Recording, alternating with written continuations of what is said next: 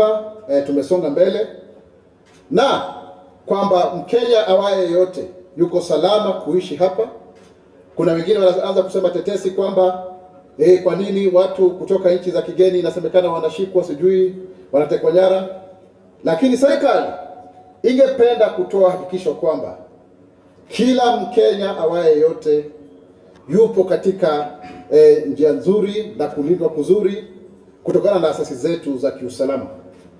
Na kama kuna watu wote ambao wanahisi kwamba pengine maisha yao yako hatarini, ni vizuri waweze kupiga ripoti, ndipo sisi wenyewe kama serikali iweze kuwalinda. Na pia hata wale ambao wametoka katika nchi zingine kuja kuishi hapa nchini, tungependa kutoa hakikisho kwamba tutawalinda na tunawaenzi. Lakini kuna wachache ambao wangelipenda kuharibia hii nchi sifa kwa vizingizio kwamba hakuna usalama. Na tunaona pia Wakenya, na ningependa kuwarai Wakenya wenzangu, wengine wanaanza kuandika hizi barua huko, barua pepe, wakienda kushtumu serikali katika asasi za kimataifa.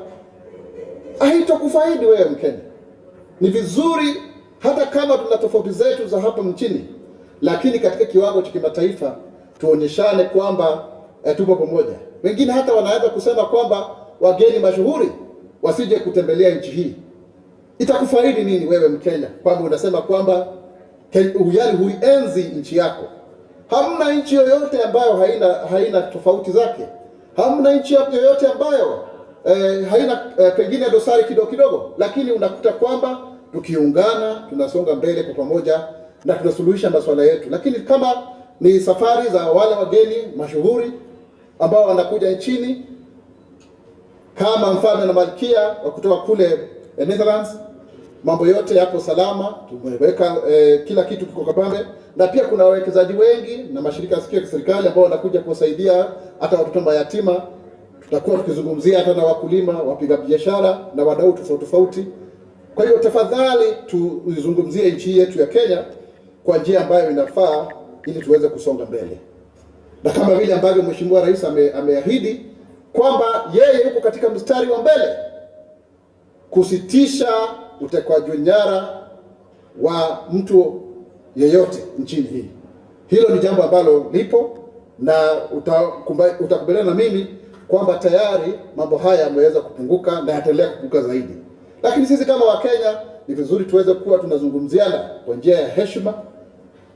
Tuwe watu ambao pia tunapendana, pia watu ambao wanaheshimu wanaenzi taasisi zao. Sio tu kwamba tu kufikiria kwa sababu sasa unataka kuonekana kwamba wewe pengine unajulikana, unajipigia upato kwamba uweze kuwa na mtu ambaye hana maadili mazuri.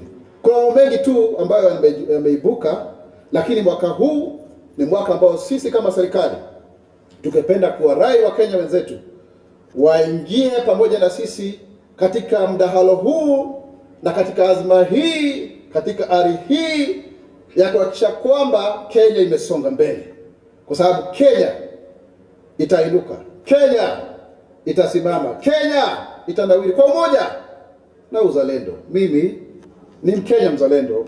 Je, wewe? The government of Kenya under the leadership of His Excellency President William Ruto is steadfast in delivering the bottom-up economic transformation agenda, popularly known as the Better Plan. This is aimed at unlocking economic opportunities to attract investment and to improve livelihoods for all Kenyans. This commitment has seen Kenya emerge as a global leader in startup funding, attracting $638 million in 2024, representing 29% of Africa's total startup funding, according to the Big Deal Africa. This surge is underpinned by innovative government policies and initiatives, such as ensuring that there is a stable macroeconomic environment for investment, and also the digitalization of our business through the Digital Superhighway program under the Better Plan, which aims at connecting Kenyans through 100,000 kilometers of broadband fiber optic infrastructure. And also, of course, there is a Startup Act that is very, very crucial. In fact, this superhighway, 100,000 kilometers, we have an agreement with the World Bank where we put in place measures to ensure that we secure 53 billion Kenya shillings in that regard. In a historic milestone, President William Ruto and His Highness Sheikh Mohammed bin Zayed Al Nahyan, President of the United Arab Emirates, have presided over the UAE Comprehensive Economic Partnership Agreement on the 14th of January.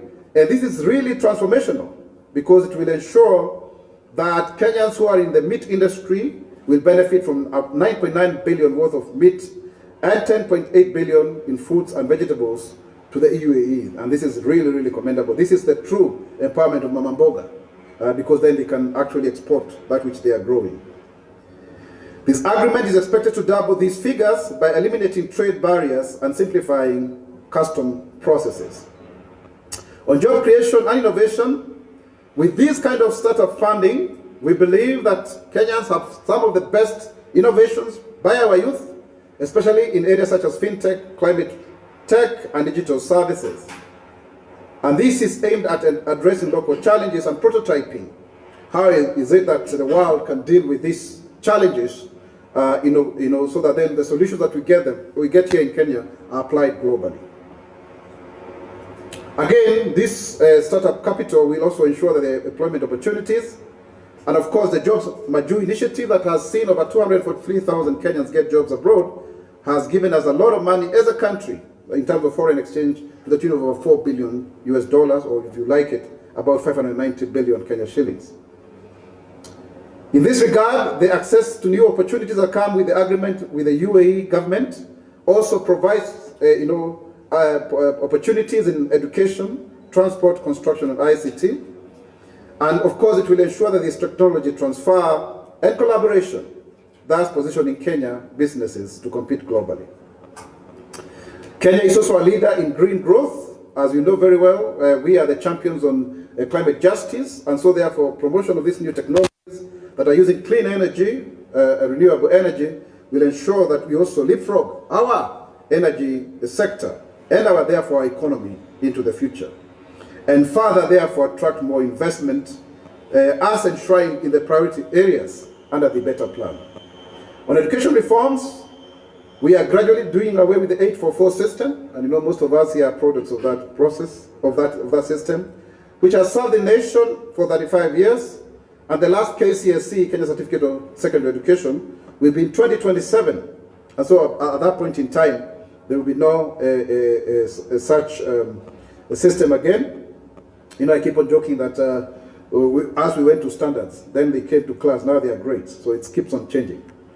And in that regard, the Kenya reforms under the CBC, they paved very well. We have seen some naysayers saying that we should do away with the system, but it's not easy. We are starting with the system, and now there are very clear pathways of professionalism in terms of social sciences, science, technology, engineering and mathematics, if you like STEM, and also sports and the arts. Those are the three main pathways for our children, so that they take it as early as possible without bombarding them to become everything and anything. As a result, we've been able to construct 14,500 classrooms with a remainder of 1,500, which will be done in the next few weeks, at a cost of 11 billion, with 6.8 billion having come from, half of which has come from the CDF, and we really thank our members of parliament. And we are going to construct another 7,290 classrooms, especially for the senior secondary level. As a result, also, the government is securing 48 billion Kenya shillings to ensure that we deal with Term 1 issues of 2025.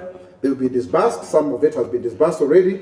And also, in this regard, we have been able to distribute 9,926,618 textbooks. Further, it's good to reiterate, for the sake of those who would want to have a second chance in life, that in July they can go back to do their KCSE, or those who may have missed, and that we are very keen to ensure that we adopt new technology for those with disabilities, especially by doing away with the Braille machine, which is very noisy and very bulky and very expensive. I think it's about 85,000 Kenya shillings, by adopting the new one, the Orbit Reader, which is about $400 or 52,000 Kenya shillings or thereabout.